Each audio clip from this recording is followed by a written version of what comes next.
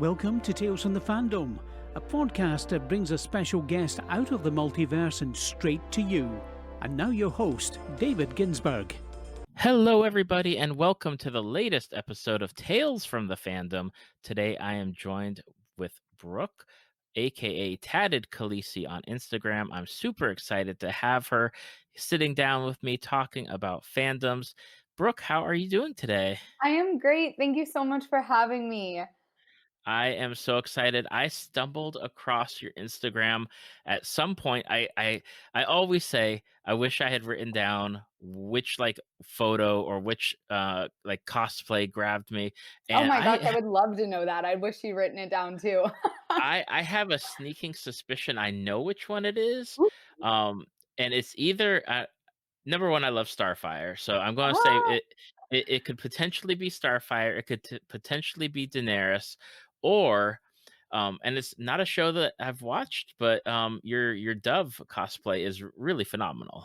Thank you so much. That is one of my favorite builds that I've done. It was actually my second armor build ever, and I was thrilled with how it came out. And it's very, very wearable, which my first armor build was not. I can only be in it for about 10 minutes before I want to throw everything. So, so Dove was a really nice change. Like, it's actually something I feel I could wear at a con all day and be comfortable.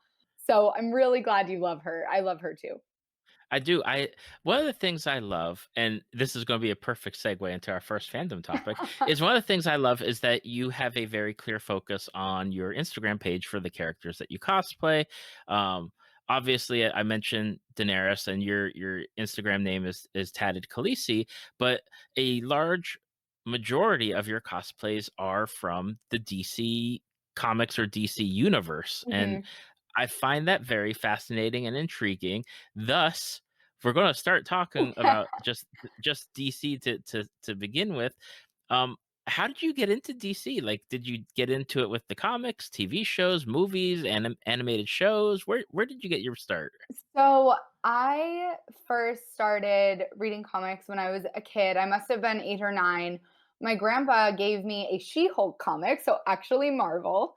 And it sparked this. I was like, this is so cool. I used to love to draw. I still sketch out designs for cosplays now. And I was involved in an art community on DeviantArt, a group of all girls. It was in high school. We all had our own original characters that were anti-heroes or villains in the Batman verse. I'm actually going to be cosplaying my OC in a couple weeks. So I'm really excited to do that. But it kind of spiraled from that one comic. And then I was so young, I didn't quite know the difference between Marvel and DC. I was just getting into it. So I happened, I think, by chance to end up pursuing DC more. I always loved Harley Quinn. I always loved the Black Canary. Like, those were the two female characters who I was just obsessed with. And so it kind of spiraled from there. I really loved Harley a lot when I was in high school. And there are definitely some things in my OC that you can tell are inspired by her. But my OC was actually based on the Queen from the Royal Flush Gang in the Justice League. I believe it was the Justice League animated series. There's an episode where the Joker hides bombs all over Las Vegas, and then he has a team of metahumans that are Queen, King, Jack, and Ten.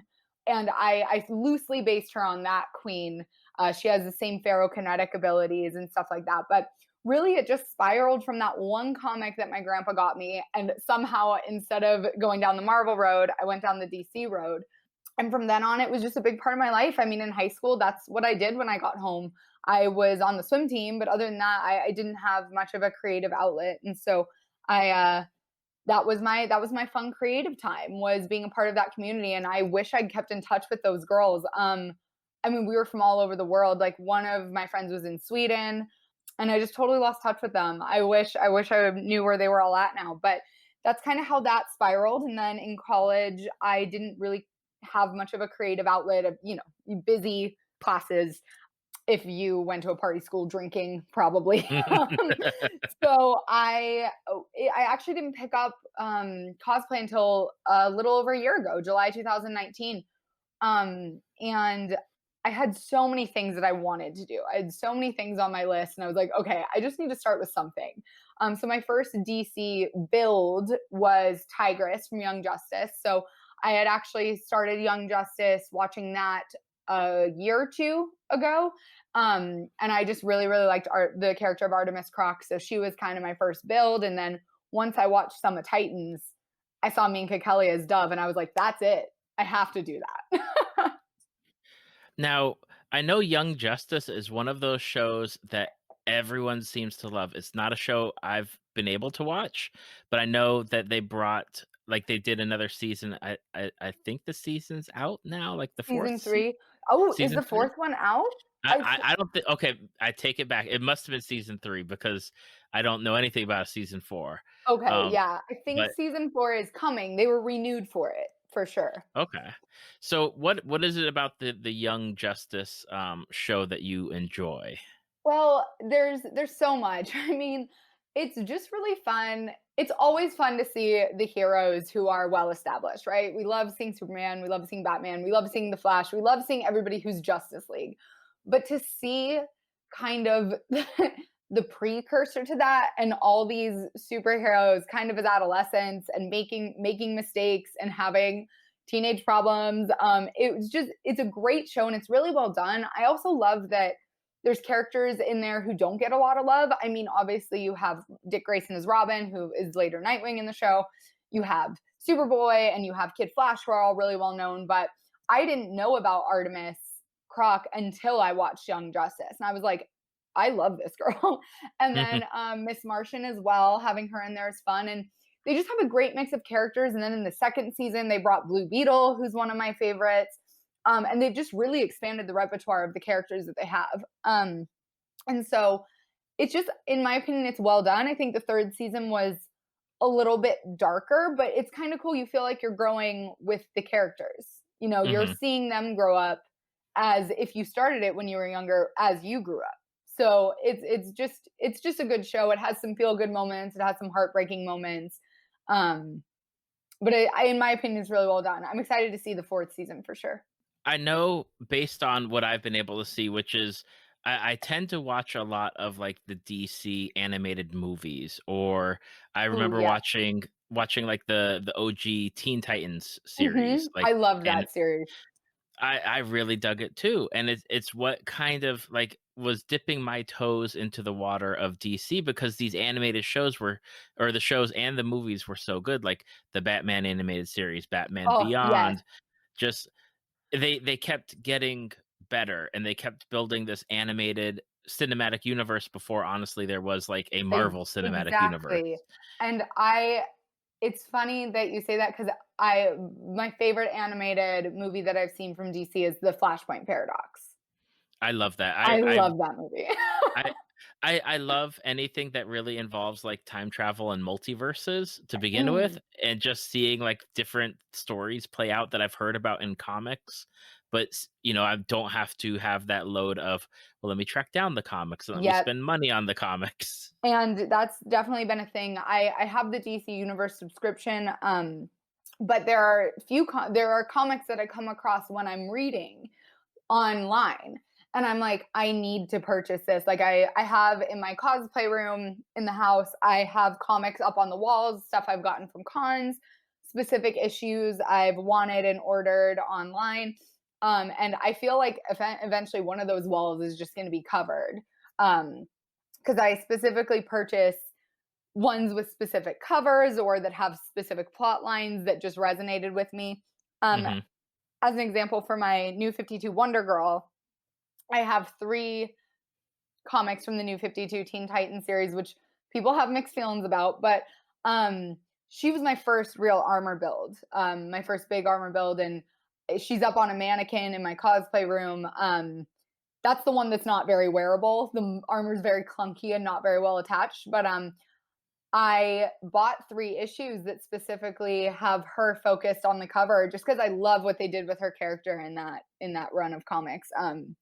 She's very spunky, she's very feisty, she's a little bit of a troublemaker, and she was just a fun character to read. I really read it for her. You know, I read that series for her, and I I'm glad that I was able to bring her to life in the way that I did, despite it not being a very wearable cosplay. I totally understand like picking up comics only for certain characters, because I will fully admit that there are comics that I have bought only because a character shows up in them. Yeah. And I'm like, I look at my long box, which they're all in the garage right now. I'm like, I don't really need them, but no, no, But no, I no. can't give them up. That's right. Like that character's there, and she showed up, and now like she showed up again in other comics, and I haven't been collecting comics. I'm like, now I need to go buy those comics. I feel that on a spiritual level.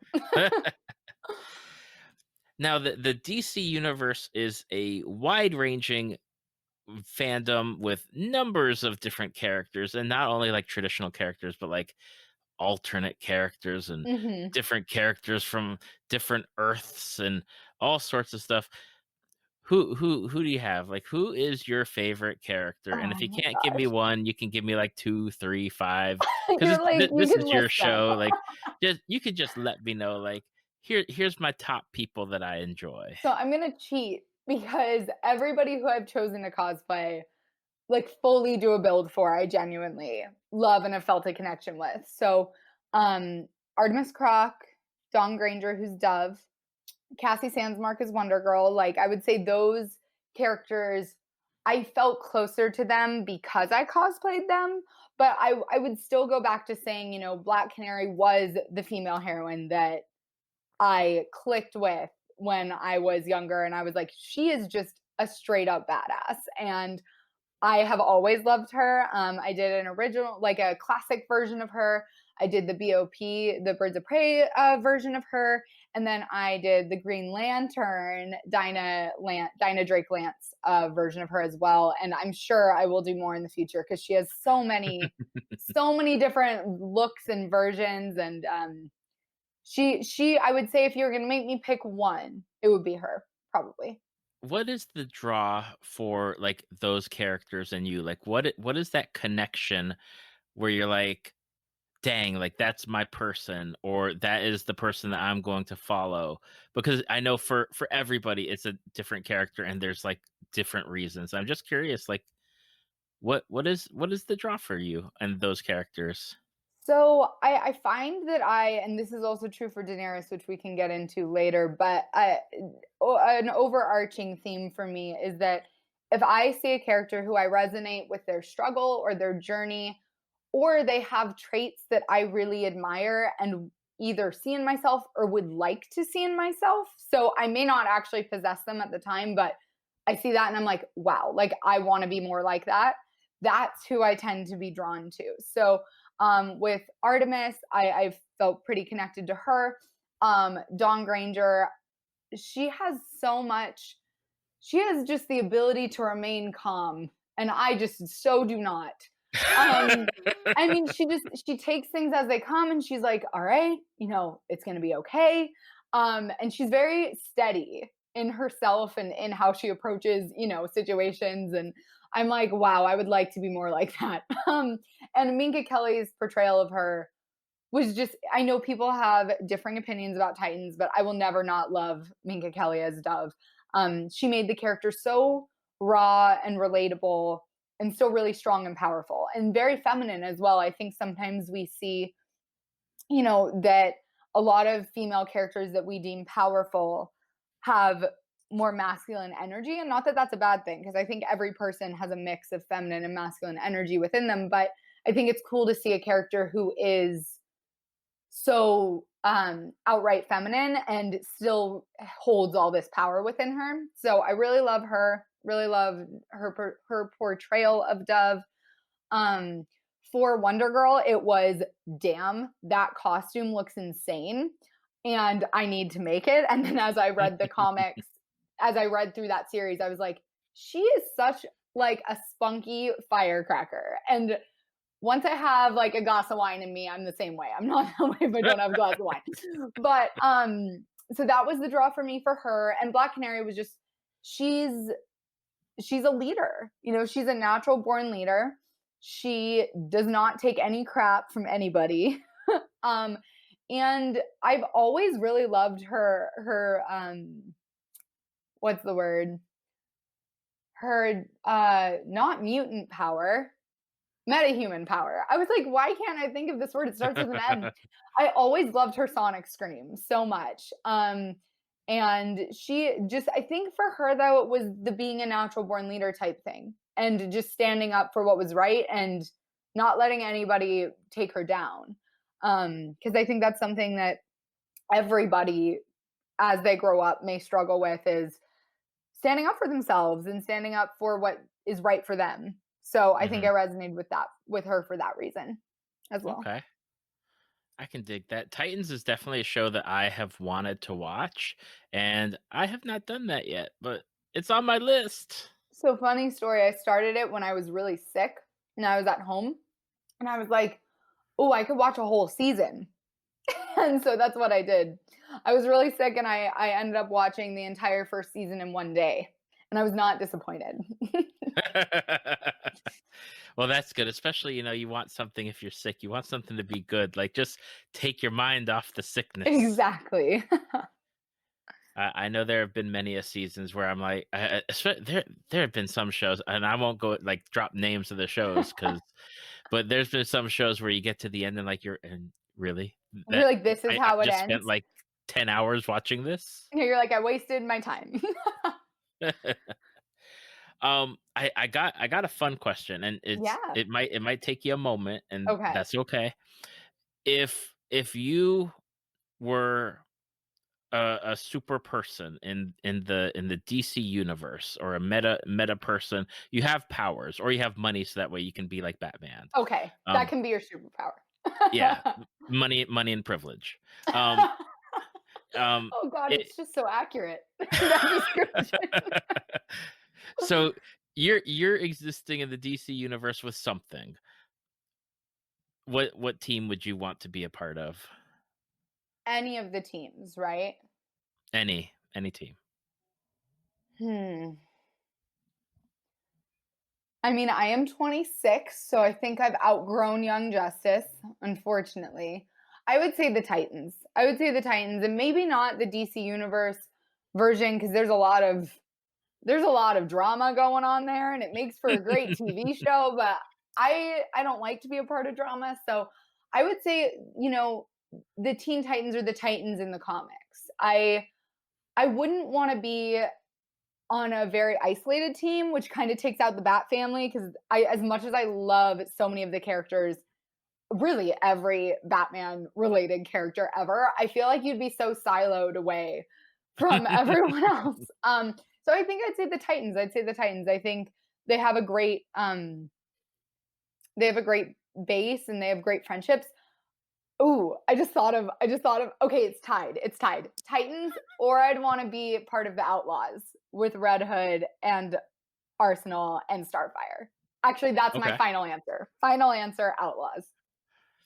Awesome. I like the choice.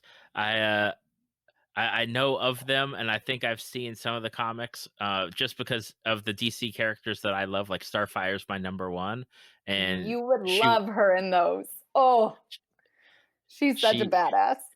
She's just such a unique character, and I really love her. And I know that they could do so much more with her character, but I know like she's had her runs of comic series, and then they cancel them, and then they stick her with groups, and then I guess like they fade those groups out or change the group stuff. It's like, okay, I'll figure it out at some point, or maybe one of those smart DC people will figure out what they want to do with Starfire, and continue to evolve her beyond the naive cliche at times, and then develop her into an even badder ass woman. And I mean, I would say if you haven't read Outlaws, that would be a great series, because they do quite a lot of character development with her in there. And that was when I've always liked her. But I didn't really fall in love with her character until I read Outlaws, and then now I'm reading Justice League Odyssey. And she's a main character in that as well. So those are two really good ones where she has her same traits, right? Like they don't change her character, but she has so much more depth. Right. And that was actually after I read Outlaws. I saw that all the stuff to do Starfire was like on Amazon for like, I don't know, like $50 or something. And I was like, I should just do it. I was like, I'm terrified. I've never done body paint, but purchase. And and I was like, oh my gosh, this is gonna be so bad. I'm not gonna suit the character. I've never done body paint, and luckily one of my good friends who's a phenomenal Starfire cosplayer, the Rebecca Rose. You probably follow her, and if not, you got to check her out. She's an amazing Starfire. But she helped me through the body paint stuff, and as soon as I put it on, I was like, "Oh, I am feeling this." There's something about being an orange alien that just makes you feel good. She's such a fun character to be. And then I just did my Injustice 2 Starfire version from the game. That was a huge challenge for so many reasons, but also really fun. She's a fantastic character, and I do love seeing them flesh her out a bit more. Okay, I've got two final questions on DC stuff. Okay. The first one is, if somebody is getting into like the DC universe, whether it's comics or TV shows, where would you guide them? What would be like your introduction to someone who's not versed in the DC side of things? Where would you take them to? Ooh, that's a tough one just because there's so many roads to go down. I think it would depend on the person. I would need to know, do you prefer darker stuff? Do you like more violence and gore? Because I'm going to direct you a different way than if you're somebody who likes more lighthearted stuff. You know, Mhm. if you like more lighthearted stuff, I'm probably going to send you down the Young Justice, Teen Titans road. Although Teen Titans got a bit dark, but I mean, it's a comic universe. It's not all sunshine and rainbows. So, but I would say, you know, it depends on what they're into. Because I'm not going to direct somebody to some of the Batman runs of comics if they are not ready for some really dark, horrific storylines and violence. Right. So I think it just depends on the person. But I would say a good overall place to start is like if you're into animated stuff, the Justice League Unlimited was such a good animated show. I loved that show. And I'd say I would say I really prefer to start with teams of characters rather than starting with individual characters, just because I think you get introduced to so much more. So I'd probably direct them to comics that were based around teams, not like a solitary character comic, because that way you get to know different characters and see who you resonate with. Absolutely. That's one of the best pieces of advice that I think is out there, is especially like go for team books and then latch on to like the characters that you love. Yeah, absolutely. All right, final question. DC Comics has said, Brooke, we're making a new Justice League team and we're going to let you pick the members, like 5 members of the team. Who would you pick? Who would you be like, here's my Justice League team? They don't have to make sense. They are just like, go forth and bring us a team of 5. Okay. The first one who I'm positive of is Blue Beetle. I love him. And I love in Young Justice, sorry, going on a little bit of a tangent, his conversations with his Scarab are hilarious. Like, he has full-blown conversations with them. His Scarab's like, let's kill him. And he's like, no, we don't do that. And it's like a whole conversation they're having while dodging enemies. So Blue Beetle, just because I think his power is also really unique. I really love his character, and I feel like he would be a great member. I gotta put Cassie Sandsmark on there, either as Wonder Girl or Wonder Woman, whichever. She can be either. But I think she's got to be on there. I'm an Amazon girl. I really, really like all the Amazons, so I kind of want to put the Amazon Artemis, who I will be cosplaying this year. The redhead with the giant axe and swords and bow. I think I put her on there too. I want at least 2 girls on there. So let's say Artemis, Cassie, Blue Beetle. You know, I find myself gravitating more towards Young Justice characters rather than actual Justice League characters, but I'm gonna put Nightwing on there because I think he's a good voice of reason. I think he's a good leader. He has a lot of the positive traits Batman has, but I also think he's got a little bit of a different perspective. Hmm. So I think he'd be good. So we're at 4, right? Yep, we're at 4. Oh, you know what? We're gonna put Starfire on there too. Let's have 3 girls. Let's have 3 girls because she's a powerhouse. She has a very unique perspective, not being from Earth. Um, and I think having somebody who can shoot fire is never a bad thing. Absolutely. You always need someone to burn it down. Burn it all. Oh wait, we're not wrong fandom. Yeah, there's a spider over there. Just Yeah, burn the burn the whole whole place house down. down. Burn it all. Awesome. Yeah, that lots of awesome stuff. DC Comics, DC Universe. And like I think we talked about before we started recording, but the I'm l- I guess I just want to make mention that Justice League is going to have like a whole new movie next year on Yes. HBO with the Snyder cut of the Justice League. I want to take a moment because before we switch, because I watched like the extended version of like Batman versus Superman, Mhm. and that was long. Like there were Yeah. times where like it's still going on. Now, I'd never watched it before. Like I watched Justice League and I was very confused by Justice League because it didn't seem like I just didn't get it. And I know most of the characters and I just Didn't. it, Yeah. it was very disjointed. I didn't really understand like what they were going with. So I watched Batman versus Superman, not realizing it's the extended like Cut. edition version. Um and I was like, okay, I didn't watch the Superman movie, so I'm missing out on some of that background. But I dug Ben Affleck as Batman, and I liked what they did with Superman, and I love Wonder Woman. Like Yeah. Oh, Gal that's got the it. that's Oh the one man. movie of like that I'm totally down for. Yeah, I Um, absolutely loved Wonder Woman.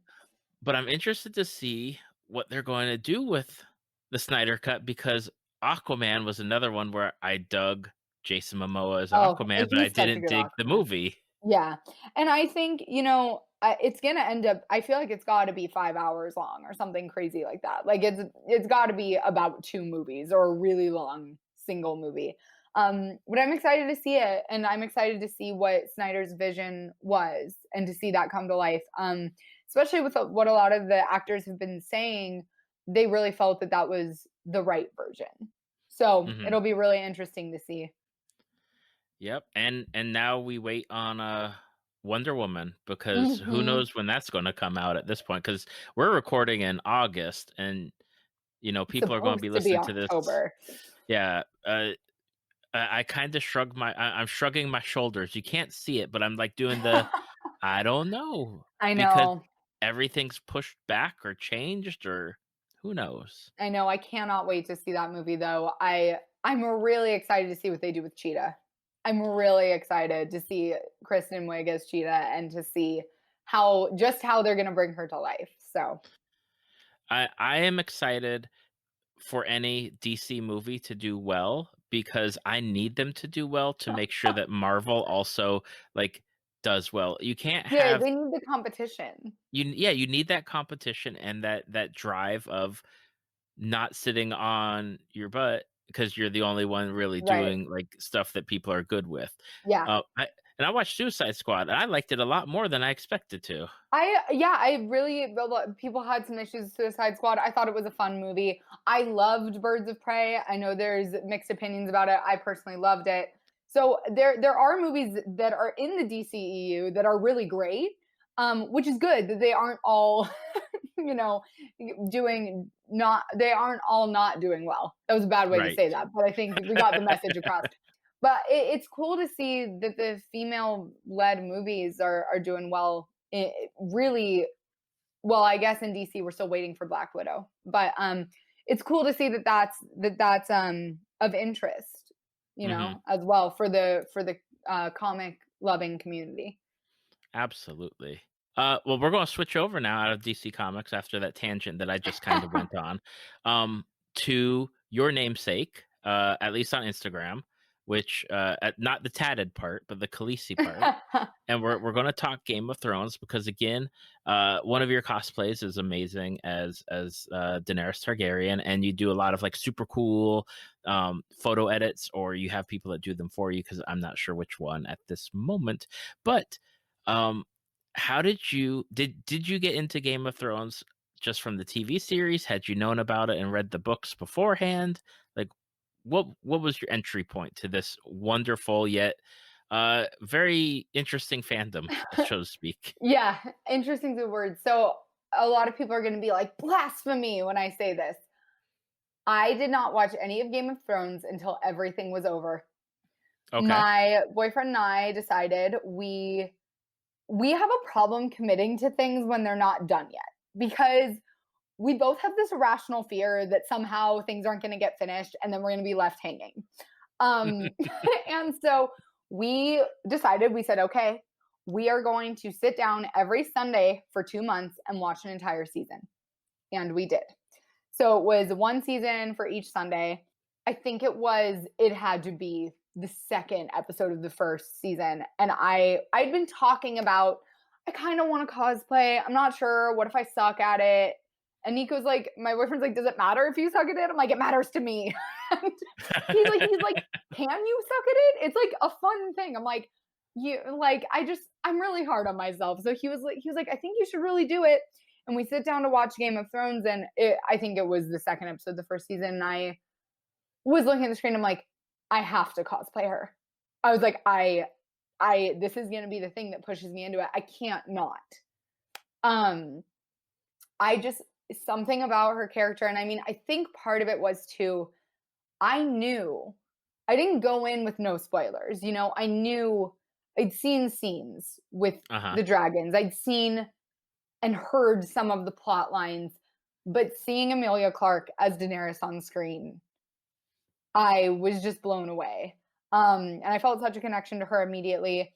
And as she goes through her struggles, to really believe in herself and step into her power and move past a lot of the things that have happened to her in the past, just really resonated with me and some of the things that I've gone through in my life. And it was just a no-brainer for me to jump in with her. So I started with her Dothraki season 1 look, and moved forward from there.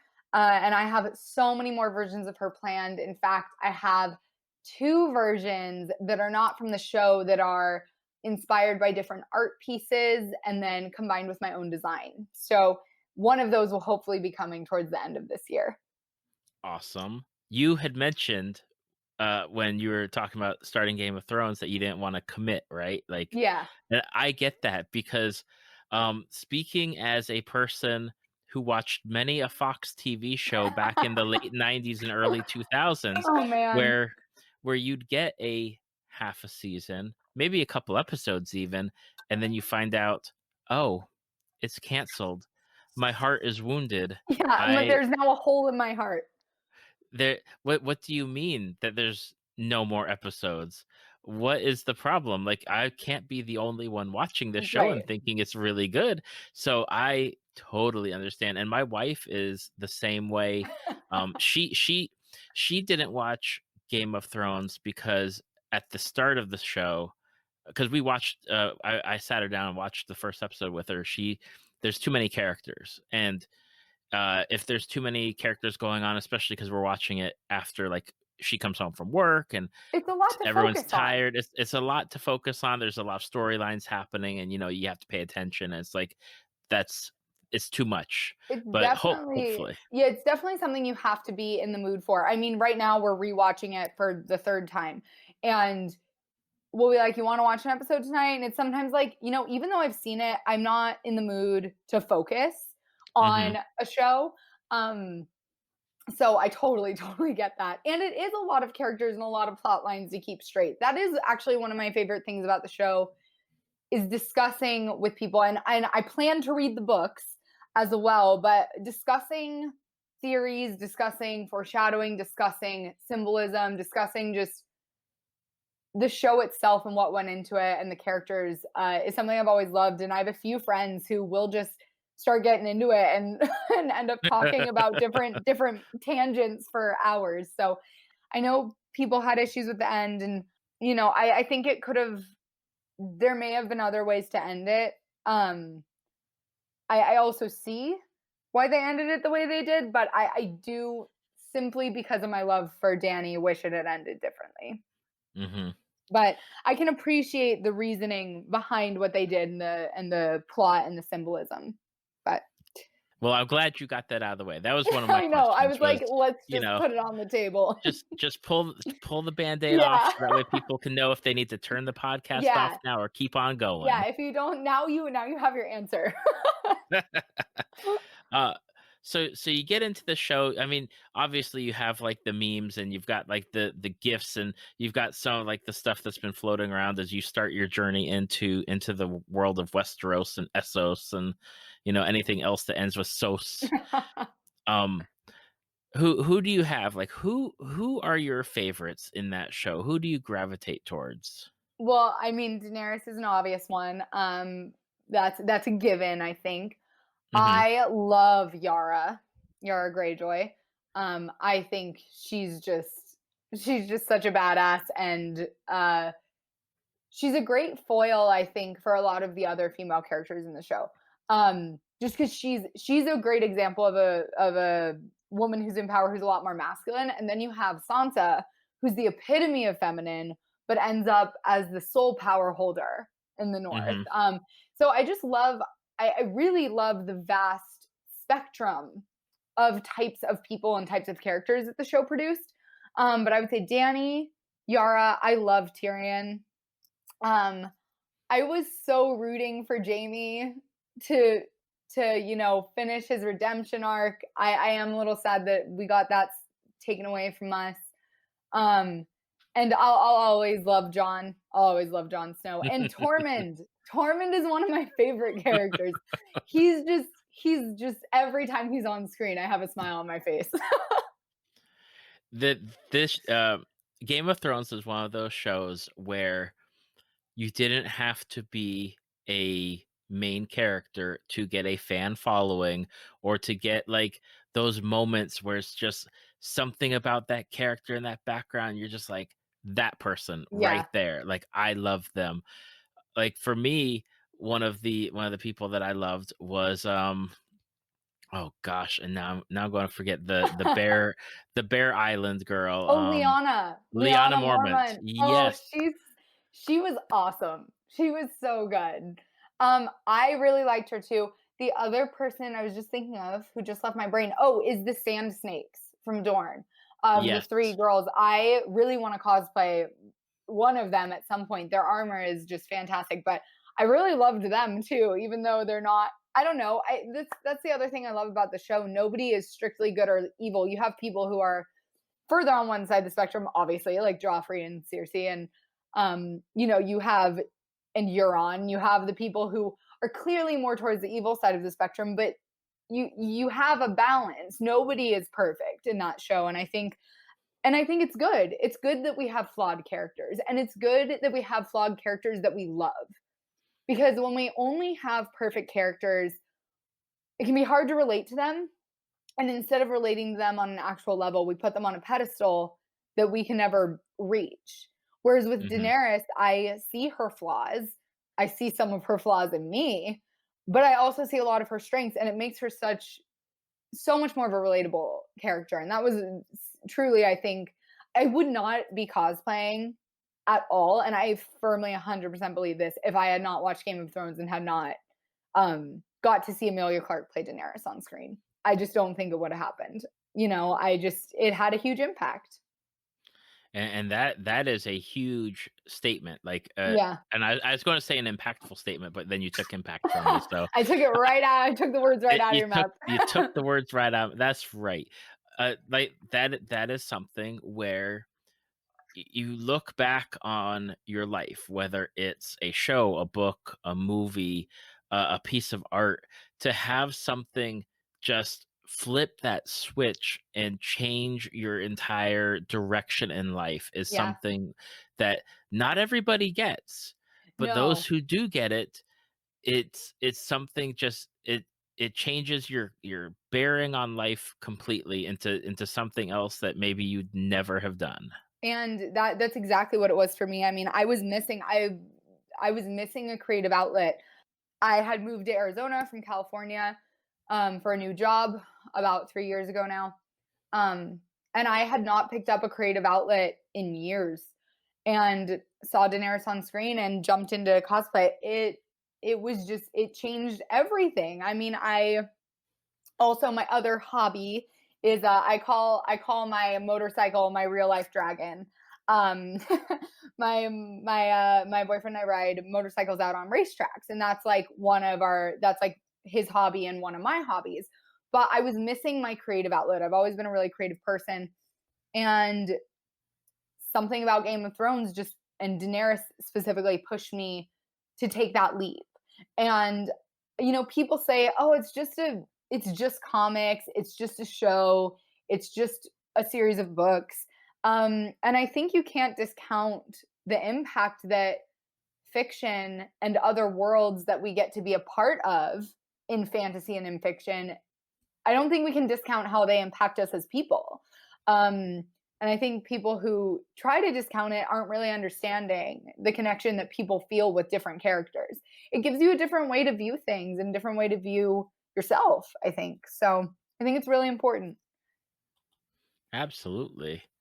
In and I wanted to make mention, just because you said you might read the books and you said you love the sand snakes, because I Ooh, will make mention that the TV show did not represent them or the whole Dorne uh s- thing that happened. Like that is completely missing from the series essentially. ooh. So Oh man. Okay. there is a wide range of things that you have no idea about because they just weren't included at all. Okay, it's a plan. It's a plan. Um, we want the next book to come out. It's again the fear of committing. Well, not only does the next book have to come out, But but then then the there's a next book one. after I that. know, I know. Oh my gosh. But that is very interesting. That definitely intrigues me. I will say, like, as I was watching, like, I watched the first season and then I read all the books that were out, because all the books at that point were out, even at that point. So I read them all, Right. and then as I'm watching, I'm like, how am I going to separate the show From the from the books. books? So now the show's going to be gone for at least a couple of years from my brain, and I'll be able to just reread them and be like, oh, this This is happened, what and happened. that's, yeah. But one of the questions I love, because in shows that have houses or, you know, different groupings of people, it's always fun to find out if you were able to be a part of a great house in Westeros, what house would you be? I think, I obviously, I mean, who doesn't want to ride a dragon, right? So I'm going to say Targaryen, but I would also say that based on my personality and the closeness of my family, I could also see myself being a Stark. I grew up with a really tight knit family, extended family, really close. And I just see that kind of reflected in my life. But I mean, if you're going to ask me to choose, I'm a Targaryen. I got that. I got that. That's cool. I don't think I've heard anyone say, like, you know, Lannister, Stark, Targaryen, and I think I've heard maybe one or two for Tyrell? Tyrell. Yes. Yeah. Yes, that is the one that escaped me. But then it's like it kind of drops off. I don't think I've heard anyone be like, "Oh, I want to be from Dorne and be, you know, a Martell," or "I don't want to be Aaron," and any of that. Like, I no. don't know. Dorne is like tropical and beautiful. And I don't know. That might not be a bad choice either. It would definitely be something. Yeah, There'd be a lot of like animosity that's true. That's true. towards the other houses, but you know, what what Casual. what what uh what house doesn't have animosity towards each It's other? true. Are you excited for the possibility of having more Game of Thrones shows? I really am. I'm very excited for House of the Dragon, actually. Is that still the working title? I don't know I if they've changed believe it. it. I don't think they've changed it, and Okay. I have no idea like if when it's coming out, I but heard something about June 2021, but who knows if that's been pushed back. I am really excited. I will take all the cosplay ideas that are going to emerge from that show. I know I'm going to have like 20 things to add to my list, but um I truly I'm excited. I mean, I'm excited to see how they tell that story. I'm excited to see I'm really excited to see Balerion the Dread, because if Drogon was as big as he was, and mhm. Balerion was supposed to be way bigger than him, I'm just excited to see what that even looks like. On a side note, the next cat that becomes the child in this house, my boyfriend wants to name Balerion. And I'm like, he's gonna have to be huge. Like, we can't not name a giant cat Balerion. You need to get one of those like Maine Coon So cats that are like funnily enough, 30 or 40 pounds. that's what Tigger is. He's half. So he's only 22 pounds, still large.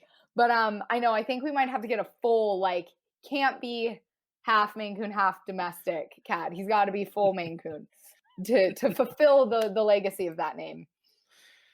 Oh my goodness, that is amusing to many degrees of just like my brain looking at pictures of people that have like full bred like Maine Coon They're cats. And insanely large. Like, they're yes, little lions. they are something. They're smart too. Tigger figured out how to unlock our sliding glass door. Oh, Yeah, wonderful. yeah. So that was a fun little security risk we had to take care of. No excursions without an adult Yes, present. like, seriously, you need to have a parent with you. All right. Now we're gonna get into the meat. Well, everything's been meat, but this is like the dessert. This is like the Yeah, topping. You've already said how you got into cosplay. You needed an outlet, and you know Daenerys was like that trigger that pulled it. But why cosplay? Like there's a lot of creative things out there in the world. Like was did you have like a background in costuming already or sewing or anything like that? so the funny thing is, when I 3 or 4, I would always be sitting, either I was reading or I was drawing. And I would say when I was like 7 or 8, I started just designing these absurd costumes. Like, one of the ones I remember, it was a Christmas themed dress, and it was a Christmas tree esque look. Like, it was something that Yes. nobody would ever actually wear. Like, maybe like high fashion show where you can do really abstract things. But I would spend hours and hours and hours doing that. Um, and then, the art group in high school, online with those girls who, we all had our own characters, that really led me into redesigning different characters, because there were different competitions. It was like, okay, do an evening gown version of this character. So I think one of the things I did was a Ravager evening gown look based on her regular costume, but kind of took it into a different direction. And so I had all this, you know, designing energy, so to speak, that was there and that has always been there. And I always really loved Halloween. I know a lot of cosplayers say that, but that's true. Always loved it. Um, and I think really what it is it gave me an opportunity to step into some power in a way that maybe I am not, more so now, but maybe was not super comfortable with doing when I was me, if that makes any sense. So I would say being able to dress up as a character who I know is badass and powerful allowed me to bring a little bit more of that into how I view myself, even when I'm not in cosplay. Hmm. Um, and I've always really loved, I've always followed cosplayers on Instagram, like, always since high school. And I was always just amazed, like, how are you making that armor? How are you how are you making things that look so professional or straight out of the comics, or such unique designs that you came up with? Like, how are you executing that? And I think a big part of what took me a while to jump into it was I was scared, like, I wasn't going to be able to do it. And I'm going to tell you straight up, there's so many things I've thrown away that I'm like, okay, this was the first draft. It now goes in the trash because it is not correct. And that's okay. It's totally cool to throw things away. But um, I was just very curious. I was very curious about how people did what they did.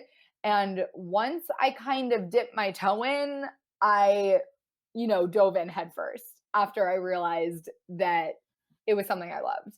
Um, that's not to say I didn't try different creative outlets first. I mean, I tried drawing, I tried a little bit of like digital art and graphic design and stuff like that. And nothing ever in fashion design, nothing ever stuck with me. So this definitely wasn't the first avenue I went down, but it was the only one that I was like, oh, this is where I'm supposed to be. And it's just spiraled from there. I mean, people joke. There's this running joke on Instagram that I quote unquote need to be stopped because it's like every time somebody opens their Instagram, I have something new. And they're like, "How are you doing this?" I'm like, "It's because I saved every costume I've ever had from like high school and college. So I just have random things I can pull out and piece together." I'm like, "Oh, hey, look. That looks like this character." Not for like big builds or anything like that, but for some closet cosplays. I'm like, "Oh, would you look at that? I have everything I need." So, in fact, there might be one coming. Well, we're recording this in August, so it will definitely have been out by then. But something I was not planning on doing like for a really long time that might be coming out in a couple weeks, which is definitely a well-known, loved character, and she was a character I mentioned in from the Batman verse. So that was not planned at all. And then all of a sudden I was like, oh, I have everything. Let's do it. So That is always something like it always amazes me the closet cosplays of how do you have like so many things in your closet that actually work and go together, like the pairings of that, or just it boggles my mind because and maybe it's because as me, I have like my khaki shorts, I have my jeans, I got my like t-shirts, and I got like polo shirts, and that's the extent of like my uh, quote unquote closet because I don't have like a closet that I hang my stuff in. Um, but it's something where I feel like the people that are able to pull that off and do that, like they have not only the number of pieces to do that, but there's certain like there's an eye for it. There's a thing where you're like that would work with this, and like my brain just doesn't connect that, and it's so mind-boggling to me, but I love seeing like that end result. and honestly, I think it's something that for me, I can't do it. This is gonna sound so lame. I can't do it with regular clothes. Like if you people like I usually have to check with my friends. I'm like, does this actually look fashionable? Like, does this actually look good together or do I look stupid? But when it comes to putting together things for characters, I'm like, oh, I have everything for Zatanna. Great, let's do it. It something about it just clicks in my brain, and I just realized it doesn't matter if I tell you who the character is because it's gonna be out by then. It's gonna be I got a white wig in the mail, so I actually just dip dyed it with pink and blue, half and half, uh, for pigtails for Suicide Squad Harley. But I'm gonna do my own look, so I'm gonna dress in red and black but I'm gonna have her Suicide Squad wig look and probably the old school mask because I have that. Hmm. But it's gonna be a totally unique design. I mean, I don't know if people are gonna like it, but half of the fun for me is putting it together and seeing the end result. So One of the things, because I just scrolled all the way back in your Instagram as we were talking, because I wanted to see number one how far back it went. And you mentioned that you just within like the past year got hmm into cosplay and got into like actually doing this. Um, it's amazing. It's amazing looking back at your first pictures as Daenerys and just going through and seeing the progression from where you started to where you are now, and just the tremendous like change in not only like the pictures but the costumes, the designs, even like the power that you're putting out there in your poses, in your thank facial you. expressions, like I, it blows me away that you've only been doing this for a year, because I would look at your account and be like, that you've got to have years under your Thank belt for doing you. this. I think it's been building for a long time. I think I think that somewhere in my brain, I mean, I really loved following cosplayers since high school, and I think part of me knew that that was a path I was going to go down eventually. But definitely when I first started, there's so much to figure out. I mean, literally, none of those photos on my page are professional. That is all either me with a tripod and a Bluetooth remote, or my boyfriend who is looking at reference photos on his phone that I've sent him while also taking pictures for me on my phone. And he's fantastic. He's been the most supportive. I think really, if I didn't have his support, I would have been too scared to do it. But he's often my photographer. But really, what's crazy to me, and thank you for saying it, that you can see a major difference, is not only in how him and I are learning together on how do you actually get a decent shot and how do you shoot somebody in a pose that's a little awkward but make it look good, but also just it's exactly what you said, the power that I am putting out with my posing and facial expressions, which really took I would say in some ways the most practice, because it's kind of uncomfortable at first to kind of try to embody a character who maybe you don't feel like you are like. I had a lot of nervousness around doing Danny. I mean, so many people cosplay Danny so wonderfully.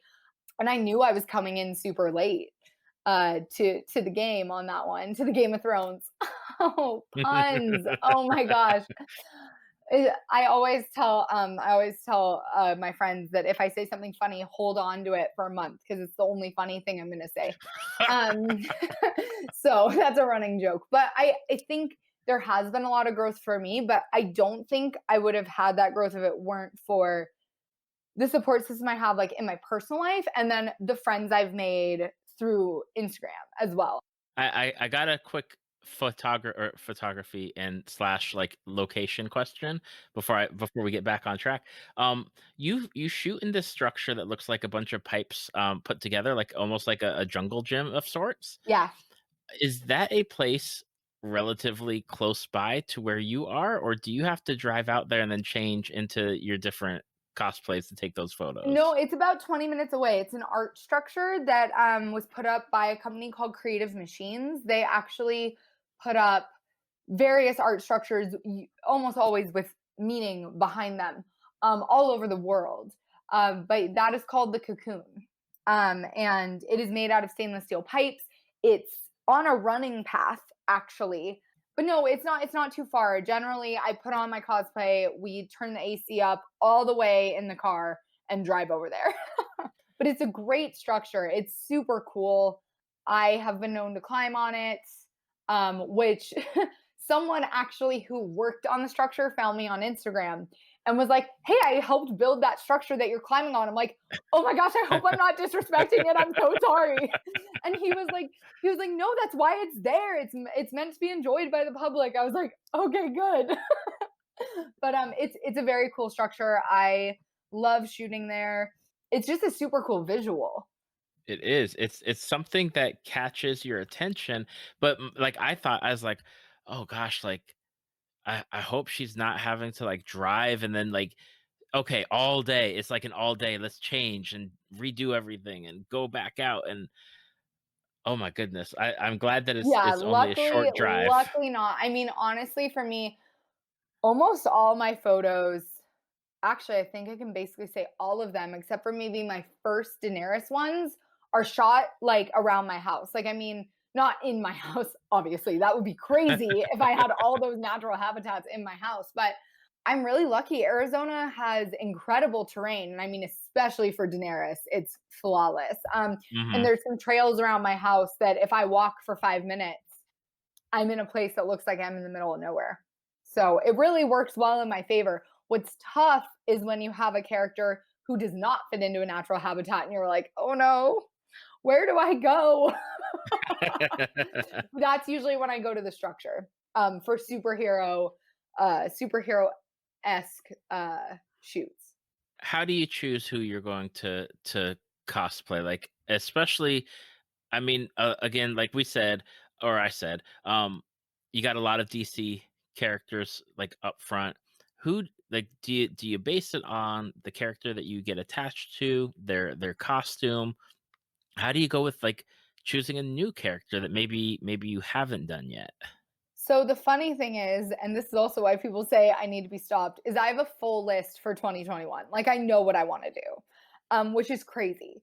It's crazy. I fully acknowledge that that's crazy, but I have so much fun in the planning stage, in the designing stage, in the figuring it all out stage that it's very fun for me to plan that way.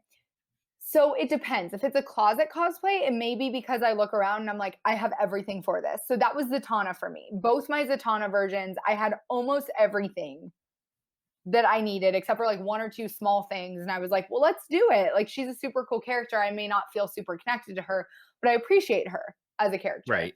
For my bigger builds, I haven't found myself committing to a big build that is not a character I'm connected to in some way. So, I mean, Wonder Girl, I'd always really liked her. And then when I started reading the New 52 comics, my first reaction was her design in this is so unique and so cool. I've never seen them design Wonder Girl this way. And that made me want to do it even more. And then as I read the comics more and read that run of them, it was a no-brainer for me to do her as my first armor build. I mean, Ravager is a character I've always loved. I've always thought she's badass. I've always thought she was just a really interesting mix of good and bad. That's a build that, obviously, since we're recording in August, this will be done next weekend. So she will definitely have had her time in the limelight by the time this comes out. But I would say it's usually for smaller stuff. It might be because I'm like, that would be super cool and fun to do. With bigger builds though, if I'm going to commit that time and money to it, there's usually a bigger connection behind it. Something that I ask myself a lot creatively is this going to be fun? Like, am I going to be happy doing this creatively? Like, is this going to be an enjoyable experience for me? On top of, do I have a connection to the character? Do I have, all of that stuff? Because I think that's really important. I think it's really easy to get caught up in doing things because you feel like you should. And I never want to do that. I always want to make sure that I'm still having fun. And so, something I really want to do next year is the Flashpoint version of Harley is Yo-Yo. I would love to do that. And it's like, it's not something you see done very much, but that's not really why I'm doing it. It's because putting together that outfit, getting the goggles, making light up yo-yos would just be such a good time. So it really is a lot of things combined that direct me into my choices. But the reality is that I never have a shortage of options. You started off when we started talking, and you'd mentioned that Dove is one of the more comfortable cosplays to wear. I find, like, I'm looking at your latest picture, which you posted actually today. So Yes. August 9th, in the structure. It's such a beautifully detailed piece. Like, and I don't see that many people who are out there actually cosplaying Dove to begin with. Maybe I'm missing them, and the Instagram algorithm just doesn't show them to me. But I find that there's such a, like, I want to watch the show because I see your cosplay. I'm so honored by that. Thank you. So there are two other Dove cosplayers that I know well, Hannah in Wonderland and Wicked Katniss. And they actually both had their Doves done before me. And I actually leaned on them quite a bit during my building process. I was like, how did you do this? How do you do this? And they were both so kind to share their process with me as well, which made it a lot easier. She's my most comfortable because it's made completely out of foam. There's no Warbler involved. Warbler is great for durability, and some of my Robin pieces are Warbler. But man, it does not give at all. And so you have to be really smart about how you attach things, how you're going to keep things attached to you, all that good stuff. And so Ravager is actually a mix. of Warblem foam, but Dove was all foam, at least the pieces I made. So I made the gauntlets, the belt, the breastplate, and then the wings are actually made of fabric. The suit was commissioned from Cyan Man Designs. He did the design, and then it was printed by Zente Zone. And then the goggles were commissioned from Bob and Colin on Instagram. So can't take credit for those pieces, but I can take credit for the armor and the wings, which are my favorite piece of that build for sure. The wings definitely give it a I guess my word is flow, or it gives it Yeah. like that feel of like movement where a lot of cosplays you don't get that unless you have like a certain piece where you like a cape or something along those lines. But it gives it a feel of movement when you are posing, and the like you have a certain definition of where those pieces are moving to. Yeah, and honestly, that was my favorite part as I was making the wings is when I would take test shots of them, I would take slow-mo videos so I could see the actual movement, and it was so cool. I mean, I used pleather white vinyl, cut different layers of feathers, sewed them all together by hand with a leather needle. It was a whole thing. And then sewed them to a harness. So it actually slips on me like a backpack. So it's really convenient actually for wearability as well. But seeing the way that the different feathers moved and how they moved together was just really gratifying.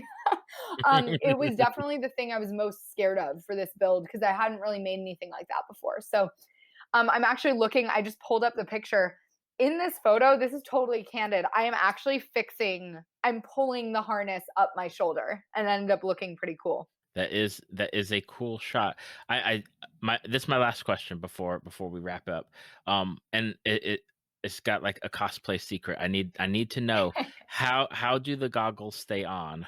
Oh, so the goggles actually have a very, very, very thin elastic that, you know what? I think in these shots, I had it under, I'm looking at the shot right now. So what I did is they have a very thin white string of elastic. And I think what I did for this shoot is I put them like over my head and around my neck, and then I slipped the elastic like inside my wig so that it wasn't Okay, visible. well, I was even looking at the shot where you have the goggles off and you're holding them in front of your face, and I don't see anything there. That's why I asked. I was like, is there like something where you press it on and it just stays there like Oh yeah, magic? I think I'm holding the elastic in my hand in that shot. I've just pulled that one up too. I was like, what am I doing? Yeah, no, I'm holding the elastic in my hand too. It's why you can't see it. I think in some other shots you might be able to tell, but that's fine. I mean, it's totally cool if you can see the armor attachments. Nobody is perfect. It's impossible to hide them all. But yeah, those are just elastic. A lot of my other masks, though, are glued on. I mean, my Wonder Girl headpiece, my Robin mask, my Green Lantern Canary mask, all that is using a prosthetic like adhesive. That can't be fun to like take off. For me, the issue is I sweat so much, I start sweating off the actual adhesive. Um, and it's like I probably shouldn't be sharing that to the general public, but you know what? Whatever, it's fine. I literally during taking Robin pictures, my boyfriend was like, "What is running down your face?" He's like, "Why is your sweat like opaque?" And I was like, "Oh my god, I'm sweating off the glue." Sweating, yeah. Oh, sweating. Yeah. Essentially just realized I had the capability, like the superpower to sweat off adhesives. So I actually just got a new adhesive, which from Etsy by Rogue Design, which is next level. I mean, that thing kept my Green Lantern mask on in 110-degree heat. So we finally found a winner, but I generally try to avoid, not because it's necessarily uncomfortable. If you have a good adhesive, it's really not a problem. It's only if you have one that's kind of finicky that your mask is gonna start coming off your face, then it's annoying. But as long as you remove things correctly, it's usually not too bad. If you rip them off of you, then you're gonna have a problem. I can't even imagine wearing some of what you wear out in the Arizona heat, and that's coming from me who lives in Florida, Florida. who hates the summer, which is like 9 months long, and we don't like You guys we have the we woke humidity though. we do, and like we woke up today to like 81 degrees at 7 o'clock in the morning, and it's like 100 something degrees at 2 o'clock. Yeah, it's not a good time really. It's just not. It's not fun. No, we always are like, come on, winter. In Florida winters, there's not really such Winters. Yeah, a thing. I mean Arizona gets a little chilly, but nothing, nothing excessive. Exactly. Now, Brooke, we've come to the end of what has been a delightful conversation. And before I say my goodbye to you, for people that have been listening and they made it past the Game of Thrones ending I portion, know. and I know. they've continued listening, where can people find you on the internet to check out what you do? So you can find me on Instagram at TattedKhaleesei, one word, no underscores, nothing like that. And then the only other place I am currently is on Ko-fi. Ko-fi, I still don't know how you pronounce it, but that's www.kofi.com/TattedKhaleesei. But those are the only two places I am right now. I just, man, it's a lot. It's a lot. So, Instagram's enough for now, but that's where you can find me if you want to check out what I'm up to. Awesome. I'll make sure to have the links in our show notes and on the Facebook page and the website. So if you have listened to this, you can easily click on Brooke's links to check out her work on Instagram and see what she is up to. And, make sure to not only give her a follow, but like and preferably comment so that way more people can see the work that she does, because Instagram's algorithms are weird and thus make it hard for people to find other people. It is true. Sometimes I don't see my friends post for like a week. I'm like, are you okay? And then I go to their page. I'm like, you've been posting this whole time. I now feel like a bad friend. And then I go through and like stalk them and like everything. Yeah, I am right there, not only with Instagram, but with Twitter. And I wish I don't get it. I'd like to just have all my stuff in sequential order from most recent to last, and I know. show me everybody that I am following, so thus I don't miss Miss stuff. anything. I don't know. I don't know about either. this thing. I'm not sure we'll ever understand, but Everyone back to MySpace. everybody pick your top 8 now. We're going back. Prepare. Well, Brooke, I want to say thank you, number one, for taking the time out of your schedule to talk with me, but being such a delightful guest and being incredible. And I really enjoyed getting to talk with you today. Thank you so much. I had such a great time. Thank you for having me, for being interested in what I'm doing, and for wanting to talk to me about it, because it's always a joy when I get to share the behind the scenes process and the reasoning behind what I do. So I really appreciate you giving me that platform and opportunity. Thank you for listening to Tales from the Fandom. Subscribe to us on iTunes or your podcast app of choice. Follow us on Facebook at www.facebook.com/talesfromthefandom to see photos, links, leave feedback, and check out upcoming guests. If you'd like to be a guest, email David at talesfromthefandom@gmail.com.